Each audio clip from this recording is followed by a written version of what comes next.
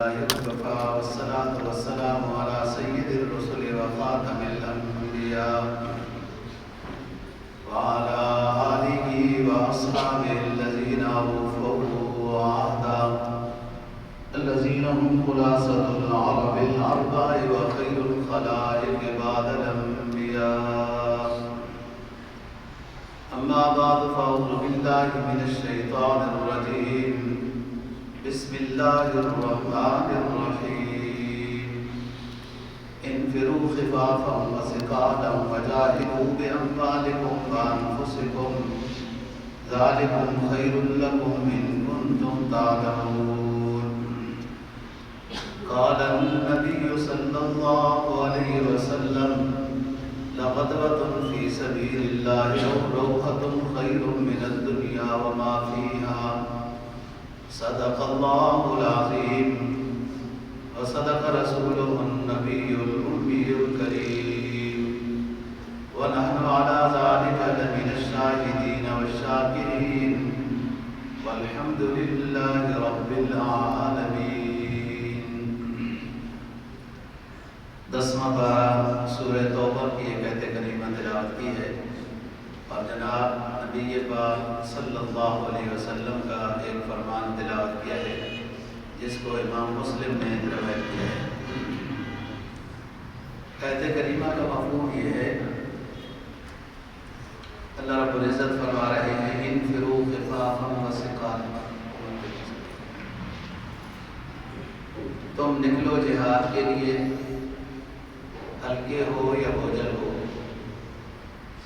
وجاہدوا باموالکم وانفسکم، اور اللہ کے راستے میں جہاد کرو، اپنی جان کو بھی خرچ کرو اور اپنا پیسہ بھی خرچ کرو.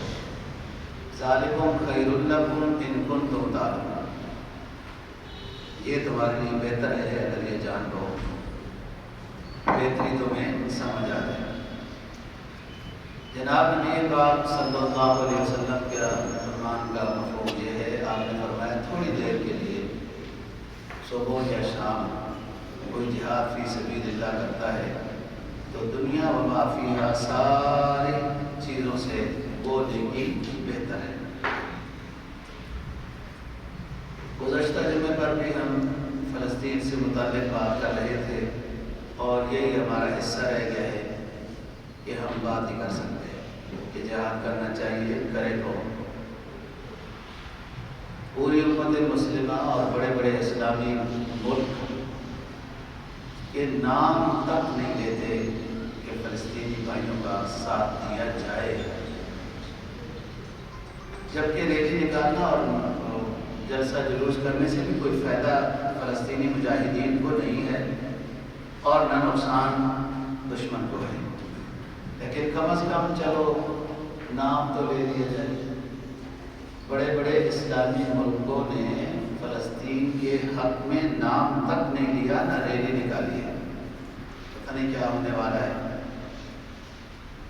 چھوٹے چھوٹے اسلامی ملک وہ بھی حکومتی سطح پہ اتنا نہیں، شخصی طور پر اپنی اپنی جماعتوں کے لحاظ سے نام لیا جا رہا ہے.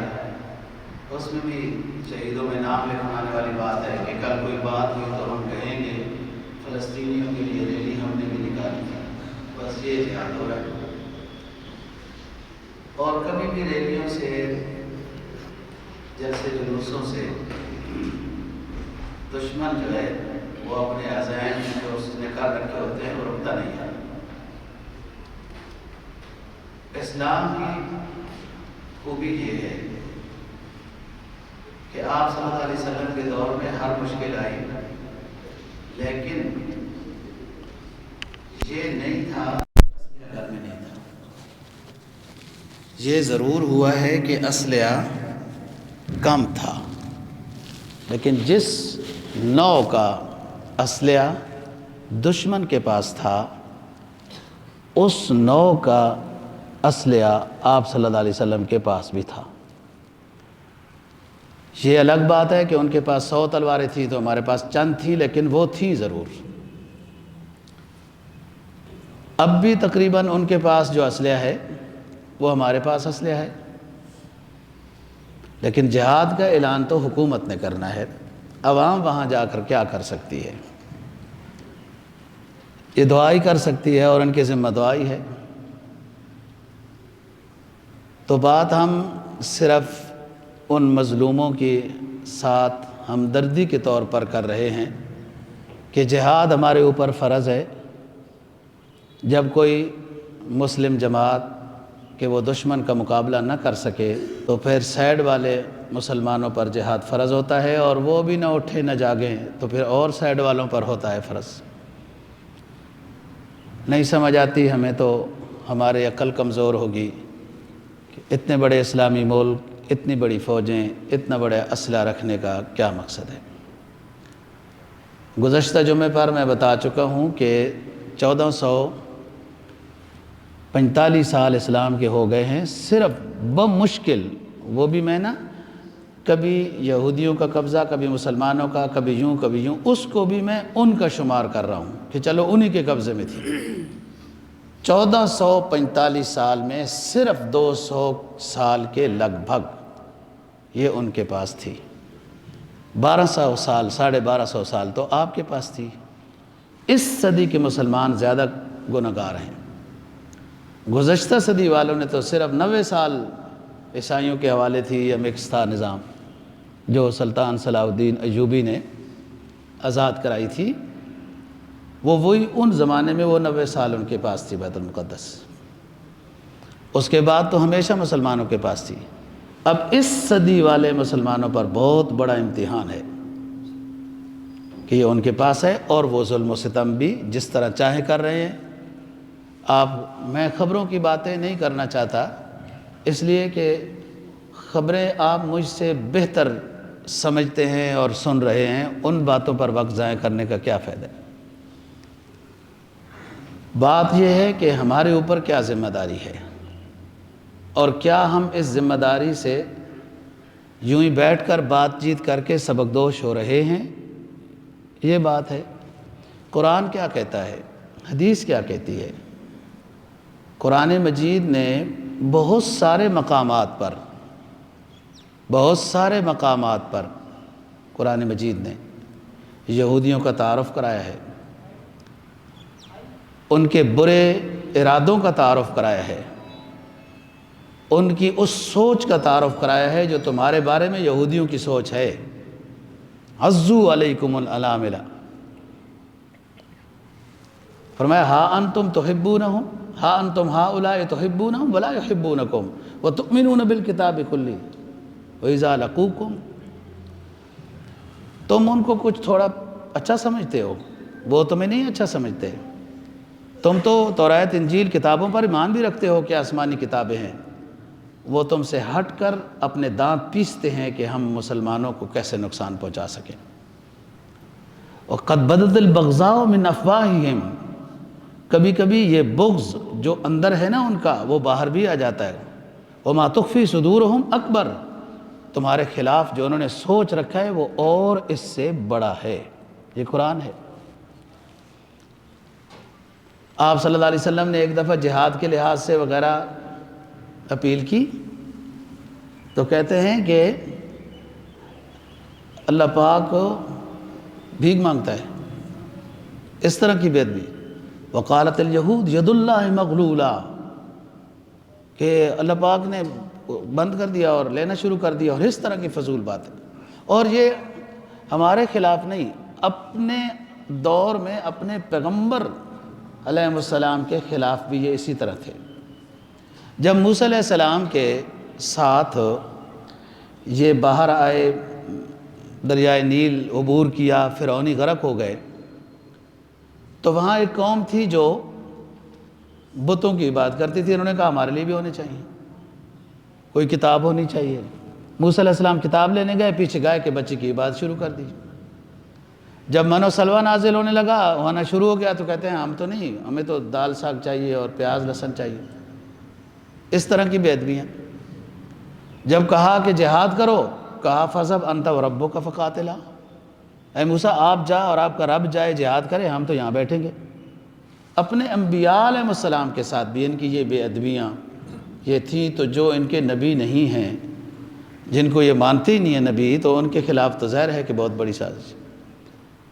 اور کوئی مسئلہ ہو، کوئی حکم بیان کیا گیا کہ اس کا خیال کرو، اس دن میں نہ کرو، اس دن میں کرو، تو تعویل کر لی۔ ہفتے کے دن شکار منع تھا، تعویل کر کے 7 چھوٹے سے حوض بنا لیے، مچھلیاں آ گئیں، حوض بند کر لیے، اتوار کے دن مچھلیاں نکال لیں، کہا ہم نے تو ہفتے کے دن شکار نہیں کیا، یہ تعویل کی نا۔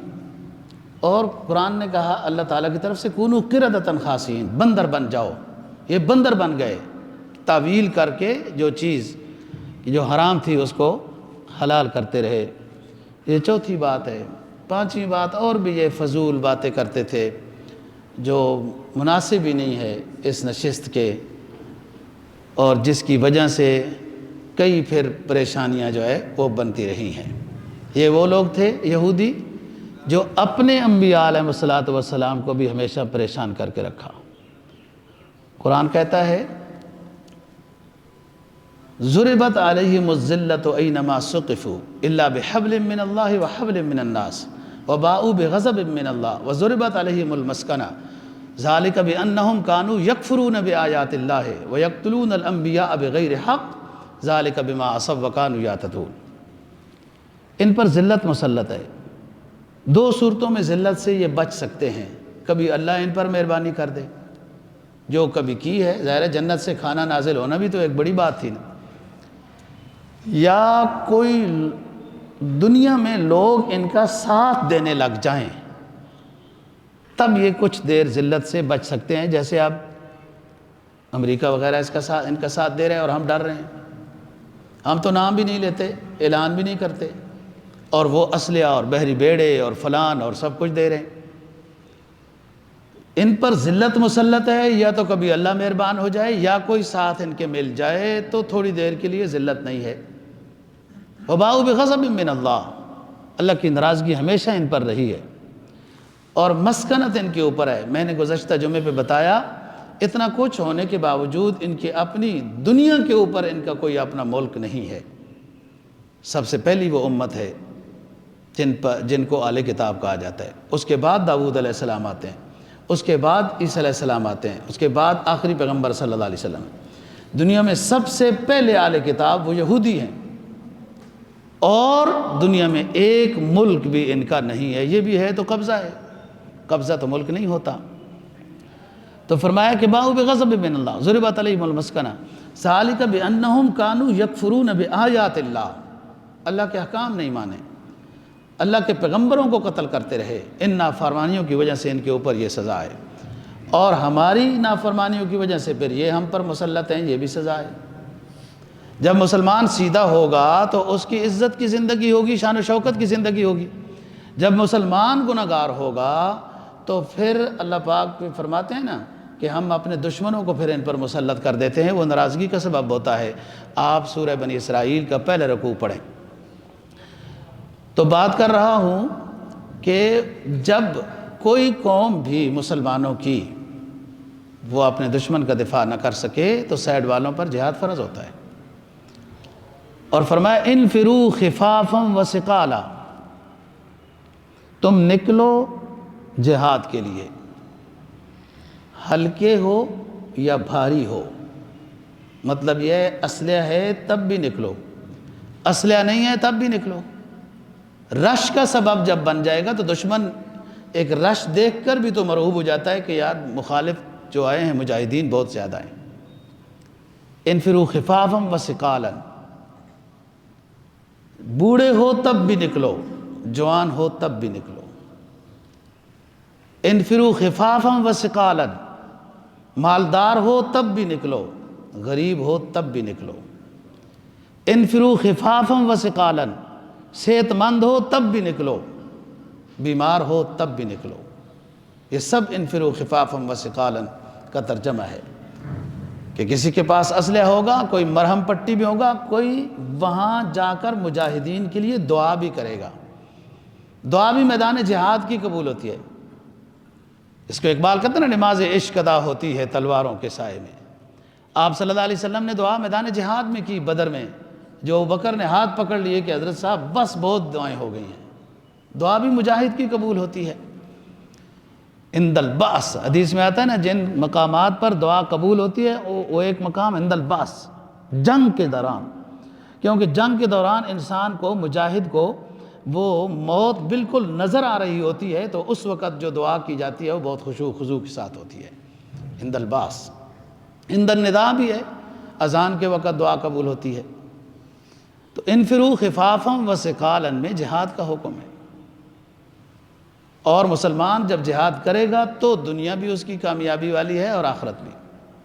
وہ سمجھتا ہے کہ جہاد نہ کر کے میری دنیا درست ہو جائے گی، ہو رہی ہے یا ہے، یہ اس کی غلط فہمی ہے، یہ درست نہیں ہے دنیا۔ آپ کیا مسلمان ہیں؟ کیا آپ کے 57 58 یا 60 ملک ہیں؟ دنیا کی کرنسی آپ کے قبضے میں نہیں ہے، دنیا کا ریل پیل معیشت، نظام معیشت آپ کے قبضے میں نہیں ہے، جو نظام بینکنگ ہے وہ آپ کے قبضے میں نہیں ہے، سارا کچھ ان کے، سونا آپ کے ملکوں میں نکل رہا ہے، ریٹ ان کے قبضے میں ہے، پیٹرول اور ڈیزل اسلامی ملکوں میں نکل رہا ہے، ریٹ ان کے قبضے میں ہے۔ کیا زندگی ہے مسلمانوں کی؟ اس لیے کہ یہ سمجھ رہا ہے میں سکون کے ساتھ زندگی گزار رہا ہوں اور ٹھیک ہوں، یہ سکون نہیں ہے، اور اس کے بعد اور زیادہ بے سکونی ہے۔ اور جہاد میں سکون ہے، جہاد میں راحت ہے کہ دشمن سمجھ جاتا ہے کہ مجاہدین میں، مسلمانوں میں ابھی پاور ہے، ابھی اس کے مقابلے کے لیے نہیں نکلنا، اور اب وہ جو کچھ چاہیں کریں۔ دنیا صرف اعلان کر دیتی ہے، وہ ریڈ کراس، وہ اقوام متحدہ، وہ سب آپ کے نہیں ہیں، وہ ان کے ہیں، بنائے ہوئے ان کے ہیں۔ مسلمان کے بعض ملکوں کو تو مبصر ہونے کی حیثیت بھی حاصل نہیں ہے، بعض کو حاصل ہے، وہ پچھلی سیٹ کے اوپر بدھو بن کے بیٹھے رہو، نہ سوال کر سکتے ہو نہ جواب دے سکتے ہو۔ کیا حیثیت ہے؟ یہ زندگی ہے، یہ عزت گزاری جا رہی ہے، اور جو مرضی ہے وہ سیاہ و سفید کر لیں، ہم اس کا کچھ بھی نہیں کر سکتے، اس لیے کہ ہمیں بالکل بے سر و سما کر دیا گیا ہے، بے حیثیت کر دیا گیا ہے کہ جہاد کا نام لے لینا وہ دہشت گردی کا لقب لگا دیں گے، اور ہم چپ کر کے بیٹھیں۔ اسی میں خیر ہے، حدیث میں آتا ہے کہ لم یغزو، آپ صلی اللہ علیہ وسلم کا فرمان ہے، وَلَمْ يُحَدِّثْ نَفْسَهُ بِغَزْوٍ مَاتَ عَلَى شُعْبَةٍ مِّنَ النِّفَاقِ، رواہ ترمذی۔ جس شخص نے جہاد نہیں کیا، جہاد کے بارے میں کبھی سوچا اور دعا بھی نہیں کی،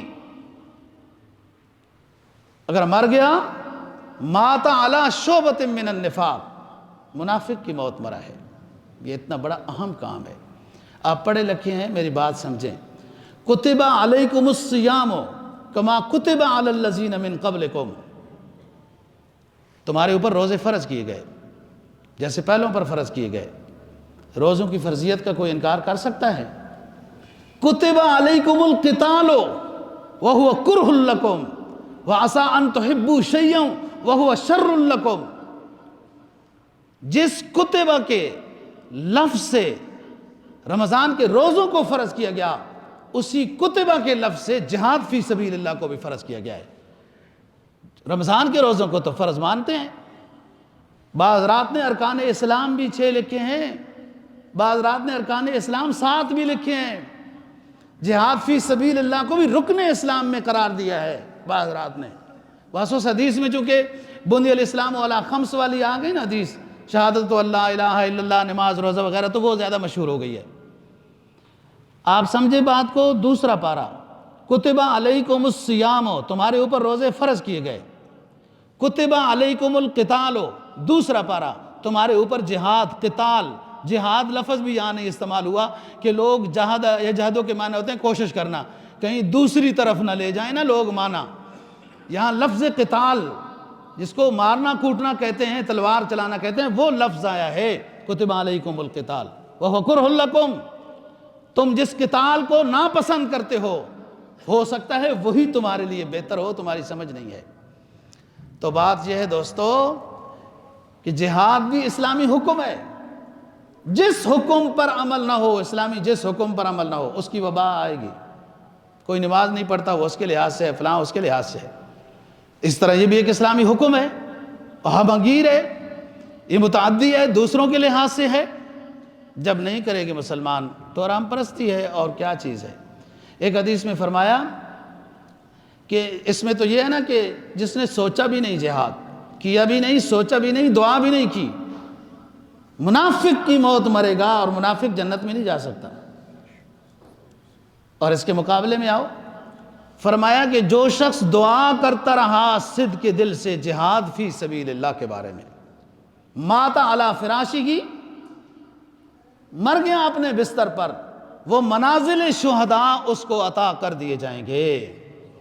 دول مانگتا رہا اللہ کوئی صورت بنا دے، جہاد فی سبیل اللہ کی کوئی صورت بنا دے، نہیں موقع ملا، قدرت کو کیا منظور تھا، لیکن یہ تو مانگتا رہا نا، بستر مر گیا، شہید کا مقام اس کو نصیب ہوگا۔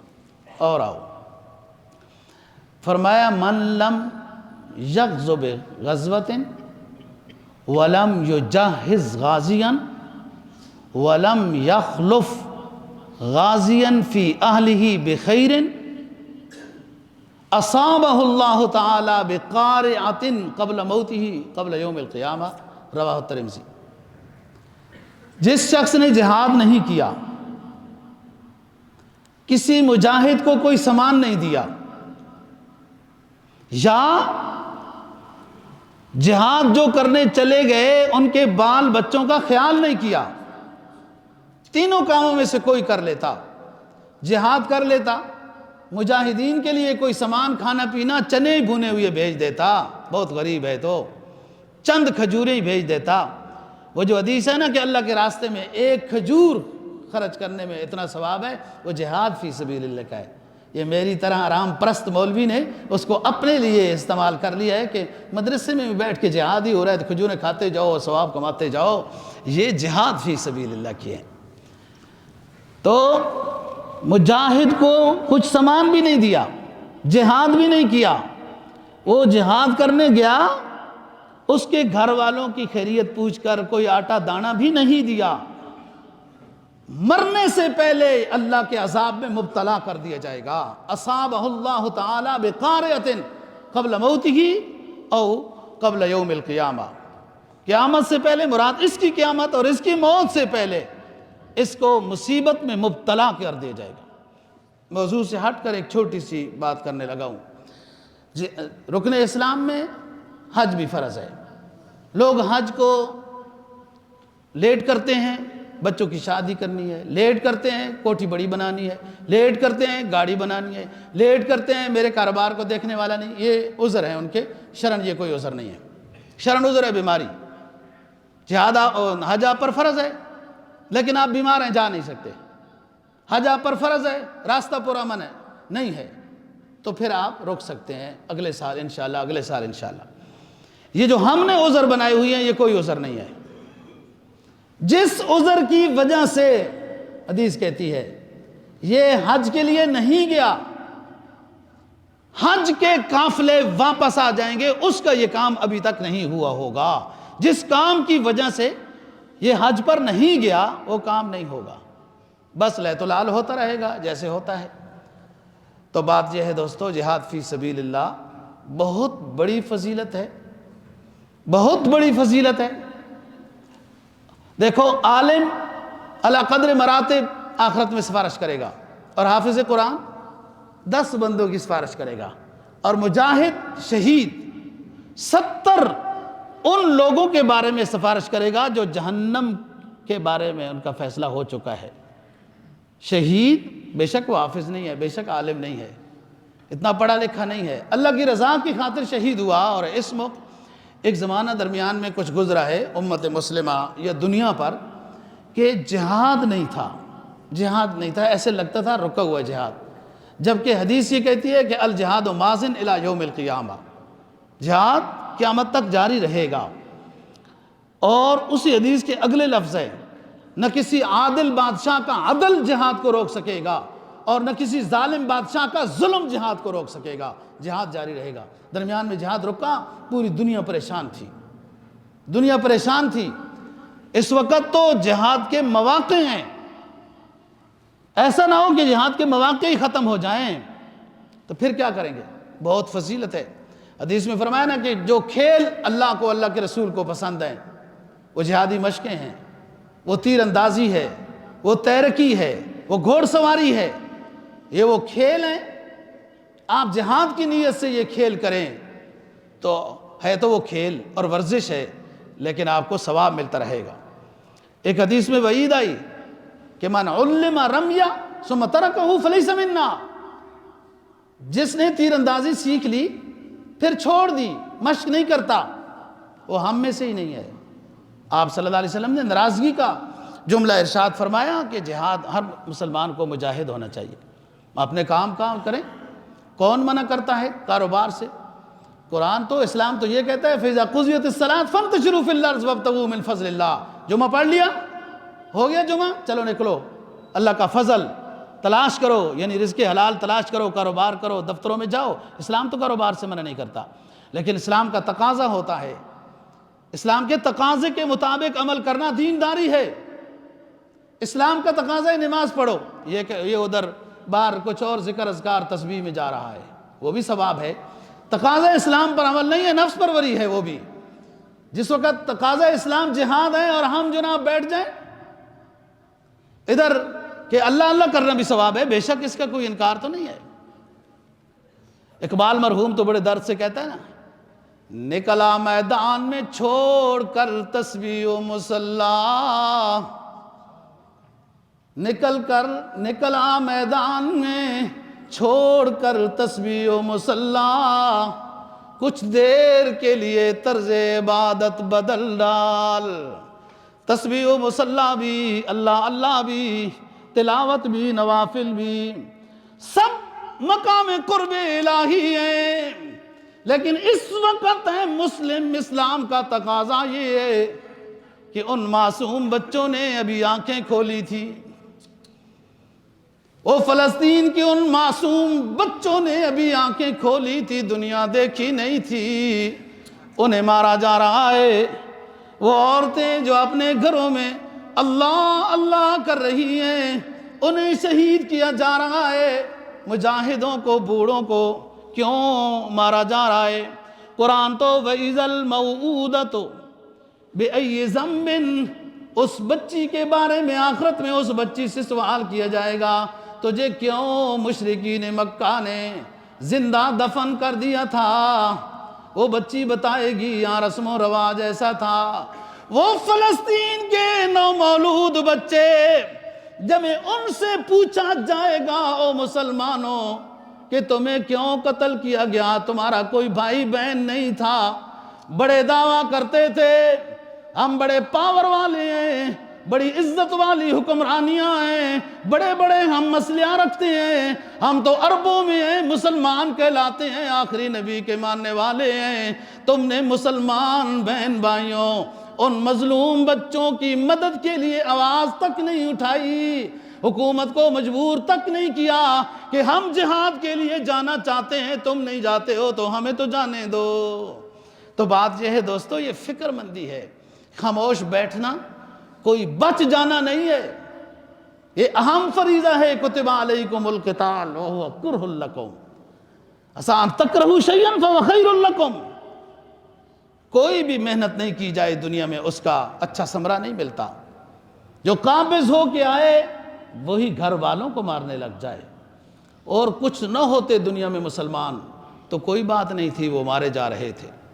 اتنا بڑے اسلحہ، اتنے بڑی حکومتیں، اتنے بڑے ناز و نخرے، اور وہ کدھر گئے؟ مسلمان کو مسلمان کے ساتھ مدد کرنا ضروری اور فرض ہے۔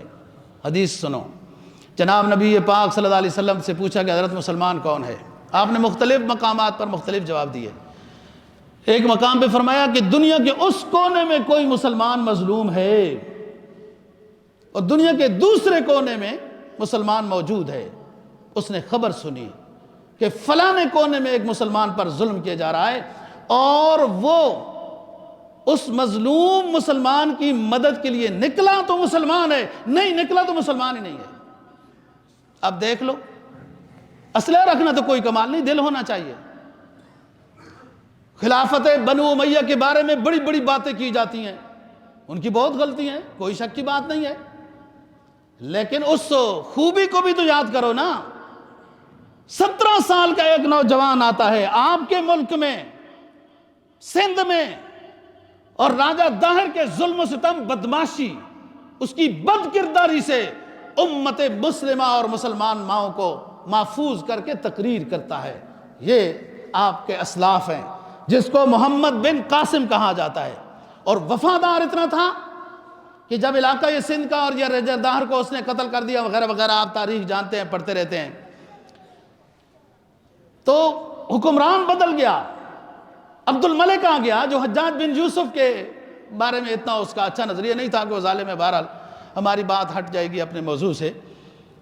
تو اس کو ختم کرنا چاہا، جیل کرنا چاہا، کہ یہ حجاج بن یوسف کا رشتہ دار تھا۔ اس کو کہا گیا آپ ادھر ہی رہ جاؤ، ادھر ہی آپ والی اور گورنر بنا دیے جائیں گے آپ کو۔ اور ہندوؤں نے اپنے چوکوں کے اوپر محمد بن قاسم کے بت بنا کے رکھے تھے، جب گزرتے تھے تو سلام کرتے تھے۔ مسلمان تو سلام کرتے ہی تھے کہ مسلمان بہن بھائیوں کو، بچیوں کو اس نے محفوظ کیا تھا ہندوؤں کے ظلم و ستم سے، بربریت سے، زیادتی سے۔ لیکن ہندو بھی بچ گئے تھے راجہ دائر کے ظلم سے، وہ بھی اس کو چوراہے پر تصویر لگا کے سلوٹ کر کے گزرتے تھے۔ یہ مسلمانوں کا مجاہد تھا۔ حکومت بدل گئی، عبد الملک بن مروان کی آ گئی، جو حجاج بن یوسف کے بارے میں اتنا وہ نہیں تھا، تو اس کو بتایا گیا کہ وہ آپ کو بھی سزا دیں گے۔ اس نے کہا بے شک سزا دیں، امیر کی اطاعت واجب ہے، میں اپنے خلیفہ مسلمین یا امیر المؤمنین جو بھی بادشاہ ہے اس کی مخالفت نہیں کرنا چاہتا۔ یہ گیا، جیل کر دیا گیا وغیرہ وغیرہ، شہید ہو گیا، لیکن اس نے اپنے اسلامی نظریے کو نہیں چھوڑا۔ یہ 17 سال کا نوجوان ہے، 17 سال کا۔ دوستو اسلامی غیرت ہو تو 17 سال بھی بڑے قیمتی ہوتے ہیں، 17 سال والی عمر والا بھی۔ اور اسلامی حمیت اور غیرت نہ ہو تو 40 سال بھی کوئی شے نہیں ہوتے، 50 سال اور 70 سال بھی کوئی شے نہیں ہوتے۔ جب وہ دل بیدار پیدا کر، یہ خوابیدہ ہے جب تک، نہ تیری ضرب کاری نہ میری ضرب کاری۔ دل ہی سارے مردہ ہیں، گناہ کر کر کے سیاہ ہو چکے ہیں، دنیا پرستی میں ہیں، کراہیت الموت میں ہیں۔ وہ جہاد کا نام سن کے پریشان ہو جائیں گے، کیسے نکلیں گے جہاد کے لیے؟ بات کر رہا ہوں دوستو، جہاد کی بڑی فضیلت ہے اور بڑی آسان جنت جو ہے وہ جہاد کے راستے میں، اور کسی راستے میں جنت اتنی آسان نہیں ہے۔ فرمایا من جاہد فی سبیل اللہ فواق ناقۃ وجبت لہ الجنہ، جس نے جہاد فی سبیل اللہ کیا اتنی مدت، اتنی دیر، جتنی دیر میں اونٹنی کا دودھ نکالا جاتا ہے، من جاہد فی سبیل اللہ فواق ناقۃ وجبت لہ الجنہ، جس نے تھوڑی سی دیر اونٹنی کے دودھ پلانے کے ٹائم جتنا بھی جہاد کیا، جنت واجب ہو جائے گی۔ یہ جہاد اپنے لیے نہیں، مظلوم ماؤں بہنوں کو بچانے کے لیے ہوتا ہے۔ یہ ملا کی مثال ہے جو کشتی میں بھر کر لے جاتا ہے، صرف خود نہیں بچتا، اپنے ساتھ بیٹھنے والوں کو بھی بچا لیتا ہے۔ یہ جہاد فی سبیل اللہ اسلامی ملکوں کی شان و شوکت ہے، اسلامی ماؤں بہنوں کا عزت کا دوپٹہ ہے جو ان کے سروں پہ رہے گا، اسلامی ماؤں بہنوں کو عفت کا ضامن ہے، اسلامی سرحدوں کا ضامن۔ فرمایا تھوڑی سی دیر کے لیے بھی جو جہاد کیا وجبت لہ الجنہ۔ آگے فرمایا من جرح جرحن فی سبیل اللہ ومن نکب نکبۃ فی سبیل اللہ فإنہا تجیء یوم القیامہ بأغزر ما کانت لونہا کالزعفران وریحہا کالمسک۔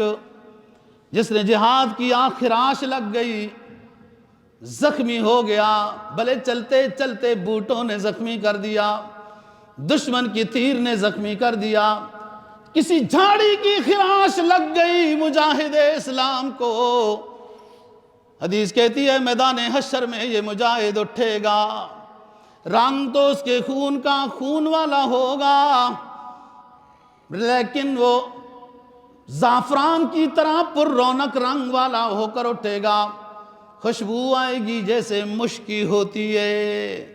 جہاد فی سبیل اللہ بہت اونچی چیز ہے، اور اسلام کا حکم اعدوا لہم ما استطعتم من قوہ، ہر وقت آپ نے اس صیغہ امر کے اوپر عمل کر کے رہنا ہے کہ اسلام کی خاطر، ریاکاری نہیں، یہاں بھی نازک سفر ہے، شان و شوکت نہیں، اسلام کی خاطر مظلوم مسلمانوں کے فریاد رسی کی خاطر جہاد فی سبیل اللہ کرتا ہے، تیاری کر کے رکھتا ہے، یہ بھی حکم ہے تیاری کر کے رہو۔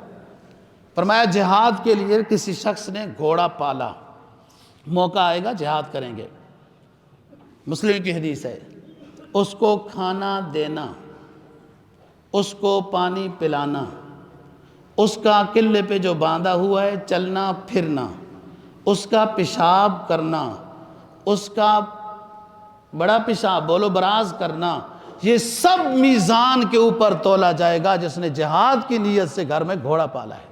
جہاد اتنی فضیلت کی چیز ہے دوستو، اور مسلمان بزدل ہو چکا، بزدل ہو چکا ہے، اور یہ سمجھتا ہے جو میں نیکی کر رہا ہوں نا یہ بھی نیکی ہے، یہ بے شک نیکی ہے۔ میں ہمیشہ کہتا ہوں تقاضۂ اسلام پر عمل کرنے کا نام نیکی ہے۔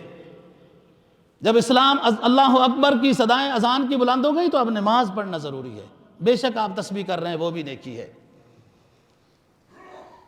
فرمایا مست رکھو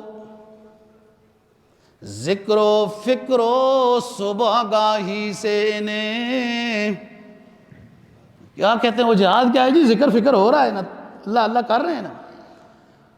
فرمایا مست رکھو ذکر و فکر و صبح گاہی سے انہیں، پختہ تر کر دو ذوق خانقاہی سے انہیں۔ خانقاہ میں اللہ اللہ ہوتا ہے، مدرسوں میں بھی مسجدوں میں بھی تبلیغی جماعت میں بھی اللہ اللہ ہوتا ہے، ہم اللہ اللہ کر رہے ہیں، بس اسی میں مست رہو۔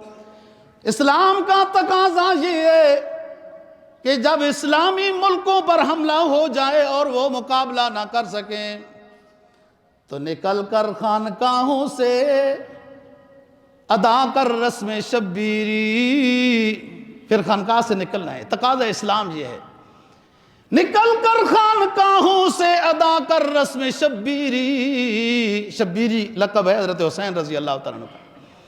نکل کر خانقاہوں سے ادا کر رسم شبیری، کہ فکر خانقاہی ہے فقط اندوہ دلگیری۔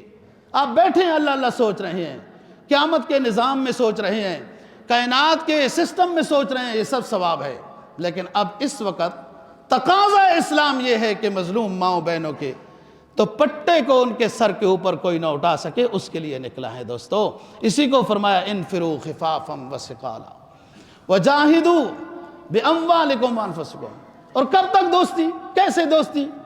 سمجھ ہی نہیں آتے، سارے جا کر احساس کمتری کا شکار۔ سمجھتے ہو بات؟ ہمارے بڑے بڑے افسر، وزیر خزانہ ہو فلان ہو، کون سا ہماری جنگ لڑتے ہیں؟ انہوں نے کہا پیٹرول مہنگا کرو، جی سر جی سر۔ انہوں نے کہا ڈالر فلان کر دو، جی سر جی سر۔ انہوں نے کہا بجلی مہنگا کرو، جی سر جی سر۔ کیا چیز ہے؟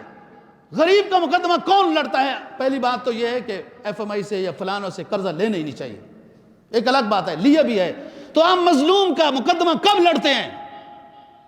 پروٹوکول اس غریب ملک کے عوام کے ٹیکسوں کا حاصل کیا جاتا ہے، تنخواہیں اس کی لیتے ہو، بڑے بڑے دفاتر اس کے ہوتے ہیں، ادھر ادھر کے ملکوں کے سیر کرتے ہو، اور جب اس غریب عوام کا مقدمہ لڑنا پڑے تو آپ تو کوئی چیز ثابت نہیں کر سکتے کہ ہم بجلی کا بل نہیں مہنگا کریں گے، ہم پیٹرول غریب لوگ ہیں نہیں مہنگا کر سکتے، آپ مقدمہ تو نہیں کر جی ہمارا لڑتے، چپ کر کے، کیونکہ احساس کمتری کا شکار ہیں، اپنے آپ کو آپ کمزور سمجھتے ہیں، غریب سمجھتے ہیں۔ ایمان کے لحاظ سے تو جب غریب ہوتا ہے تو بندہ ہر لحاظ سے غریب ہوتا ہے۔ کوئی مقدمہ ہمارا نہیں لڑتا، جیسے وہ کہتے ہیں ایسے بڑھاتے جاتے ہیں ریٹ کو اور یوں کرتے جاتے ہیں۔ کیوں؟ بزدل ہو چکے ہیں، کیوں احساس کمتری کا شکار ہیں؟ آپ اپنے قدموں پر نہیں کھڑے ہوئے، آپ جہاد فی سبیل اللہ کا نام نہیں لیتے، مظلوم ماؤں کی بچوں کی وغیرہ مدد کے لیے اٹھتے نہیں ہیں، اللہ کی طرف سے تمہارے اوپر سب مسلمانوں کے اوپر ذلت مسلط ہے، اس لیے یہ ہو رہا ہے۔ قرآن کیا کہتا ہے؟ یا ایھا الذین آمنوا لا تتخذوا اليہود والنصارى اولیاء بعضهم اولیاء بعض ومن يتولهم منکم فإنه منهم ان اللہ لا يهدي القوم الظالمین۔ اے ایمان والو، یہود و نصارہ کو اپنا دوست نہ بناؤ، یہ آپس میں ایک دوسرے کے دوست ہیں، بعضهم اولیاء بعض۔ اور سنو، وَمَن يَتَوَلَّهُم مِّنكُمْ فَإِنَّهُ مِنْهُمْ۔ اے مسلمانوں، تم میں سے جس کی دل کی دھڑکنیں یہود و نصارہ کی محبت کے ساتھ جڑی ہوئی ہیں، ظاہراً تم مسلمان کہلاتے رہو، حقیقت میں تم وہی ہو۔ اگلی ایت سنو، قرآن کہتا ہے وَلَن تَرْضَىٰ عَنْكَ الْيَهُودُ وَلَا النَّصَارَىٰ حَتَّىٰ تَتَّبِعَ مِلَّتَهُمْ۔ کتنا خوش کرو گے یہود و نصارہ کو۔ قرآن کہتا ہے لا تتخذوا اليہود والنصارى اولیاء۔ دوسرے مقام پہ کہتا ہے یہ تمہارے دشمن ہیں، انہیں دوست نہ بناؤ۔ یہاں کیا کہہ رہا ہے؟ لن ترضى عنك اليہود ولا النصارى حتى تتبع ملتهم۔ تم سے یہودی اور عیسائی کبھی بھی خوش نہیں ہوں گے یہاں تک کہ اس وقت خوش ہوں گے تم یہودی بن جاؤ یا عیسائی بن جاؤ، تب تم سے خوش ہوں گے۔ کیسے خوش کرنے لگے ہو؟ خدا رسول کو خوش کرنا آسان ہوتا ہے، اور تقاضا اسلام پر عمل کرے بندہ تو پھر اللہ رسول راضی ہوتا ہے۔ دنیا بھی بنتی ہے اور بنی حضرات صحابہ کی، خلافت بنو عباس کی، خلافت عثمانیہ کی۔ وہ تو آخر میں آ کے فرانس کی لڑکیوں کے اوپر دل دے بیٹھے تھے نا خلافت عثمانیہ والے۔ جب اللہ رسول کا بندہ بنتا ہے دنیا ہے ہی اللہ کے قبضے میں، پھر اسلام والوں کو دے دی جاتی ہے۔ حضرات صحابہ کے حالات پڑھو نا کہ ابتدائی حالات کیا تھے اور بعد میں کیا تھے۔ اٹھ از سر نو دہر کے حالات بدل ڈال، تدبیر سے تقدیر کے دن رات بدل ڈال۔ اب یہ حالات ہیں آپ کے۔ ہم بڑا عرصہ آپ خاموشی کے ساتھ بیٹھ چکے ہیں اور اپنا ملک بھی دیتے جا رہے ہیں، کچھ دے چکا ہے، کچھ اور بھی ارادہ بنایا ہوا ہے۔ جہاد فی سبیل اللہ کے علاوہ کچھ نہیں نصیب ہوتا، جو ہوتا ہے وہی نکل جاتا ہے۔ نبی پاک صلی اللہ علیہ وسلم کی حالات زندگی کو آپ پڑھیں، آپ سے بہتر اور اونچا مستجاب الدعوات شخص کون ہو سکتا ہے؟ آپ سے اونچا اللہ کا مقرب کون ہو سکتا ہے؟ آپ کو حبیب اللہ کا لقب ملا گیا، آپ امام الانبیاء خاتم النبیین، اونچی کتاب، اونچی شریعت، اونچی امت، اونچا پیغمبر، لیکن سب جہاد میں جا رہا ہے، مجاہدین اسلام کو ساتھ لے کے جا رہا ہے۔ کیوں؟ اسلام کی شان و شوکت اسی کے ساتھ متعلق ہے اور اسلامی فریضہ ہے جس پر عمل کرنا ضروری ہے۔ فرمایا عقل و تیری سپر اور عشق ہو شمشیر تیری۔ ذرا مراقبے میں آؤ، محاسبے میں آؤ، جائزہ لو اپنا، ہمارے دل میں کون محبوب بستا ہے؟ جب مسلمان کے دل میں محبوب اللہ اور اللہ کا رسول ہو تو لہرانے والی چیز محبوب اس کی تلوار ہونی چاہیے۔ دوستو، ہمارے محبوب ہمارے کاروبار، ہمیں محبوب اپنی فیکٹریاں، ہمیں محبوب اپنے دفاتر، ہمیں محبوب اپنے بال بچے، ہمیں محبوب اپنی نیند، ہمیں محبوب اپنی سیر و تفریح، ہمیں محبوب اپنی ہوٹلوں، بڑی بڑی ہوٹلوں میں چکر لگانے۔ پھر اسلام کو شان و شوکت نہیں ملے گی۔ جب تو محبوب اسلام کو بنائے گا، اللہ رسول کو بنائے گا، میدان جہاد میں نکلے گا، تیرا یہ محبوب عمل ہوگا، تب اللہ کی مدد آئے گی۔ فضائے بدر پیدا کر فرشتے تیری نصرت کو۔ پہلے فضا جہاد کی مسلم آپ نے بنانی ہے۔ ڈنڈے ہو تب، تلوار ہو تب، خنجر ہو تب، کلاشن کوف ہو تب، کچھ نہیں ہو تب نکلنا پڑے گا۔ تو فضائے بدر تو بنا، جہاد میں نام تو لکھوا، جو تیرے پاس ہے وہ تو لے، پھر نکل فضائے بدر پیدا کر، فرشتے تیری نصرت کو اتر سکتے ہیں اب بھی قطار اندر قطار، گردوں سے قطار اندر قطار۔ پہلے خود وہ فضا بنانی پڑے گی، فرشتے بعد میں آتے ہیں۔ ہم یہ چاہتے ہیں، ہم تو بڑے محبوب قسم کے لوگ ہیں، پہلے آنے چاہیے فرشتے، وہی کام کرتے ہیں، ہمارے اندر کوئی فرق نہیں۔ فرمایا عقل و تیری سپر اور عشق ہو شمشیر تیری، اے میرے درویش پھر خلافت ہو جہانگیر تیری۔ جب تیری محبوب چیز تلوار ہوگی، تیرا محبوب عمل جہاد فی سبیل اللہ ہوگا، تیری سوچ، تیری دل کی دھڑکنیں اللہ اللہ کرے گی اور مظلوموں کی مدد کے لیے تو تڑپتا ہوگا۔ جب یہ تیری شوق ہوگا، یہ ذوق ہوگا، یہ محبوب ہوگی، تو پھر سن نتیجہ اے میرے درویش، پھر خلافت و جہانگیر تیری۔ ماں سو اللہ کے لیے آگ ہے ایک تکبیر تیری، جہاد میں جو اللہ اکبر کی تکبیر، ماں سو اللہ کے لیے آگ ہے ایک تکبیر تیری، تو جو مسلم ہے تو پھر تدبیر ہے تقدیر تیری۔ آخری شعر کی محمد سے وفا تو نے تو ہم تیرے ہیں، یہ جہاں چیزیں کیا لوح و قلم بھی تیرے ہیں۔ محمد کی وفا کیا ہے کہ تہجد میں پنڈلیاں سوج جائیں۔ محمد کی وفا کیا ہے کہ کبھی گھر میں چولہا نہ جلے، اسلحہ ہو۔ محمد کی وفا کیا ہے کہ 10 سالہ مدینہ زندگی میں جہاد ہی جہاد ہوتا رہا۔ یہ محمد سے وفا کی ہے۔ باقی اور جو آسان وفائیں ہیں کہ آپ کو میٹھا کھانا بڑا پسند تھا، آپ کو فلاں بڑا پسند تھا، یہ مولویوں نے بھی بہت سارے خود بھی کر لی ہیں، آپ لوگوں نے بھی ان کے ساتھ کر لی ہیں کہ اس سنت پر تو کوئی مشکل بات نہیں ہے۔ محمد کی وفا یہاں پر یہ ہے۔ اللہ ہمیں دین کی سمجھ اور عمل کی توفیق نصیب فرمائے۔ وآخر دعوانا الحمدللہ رب العالمین۔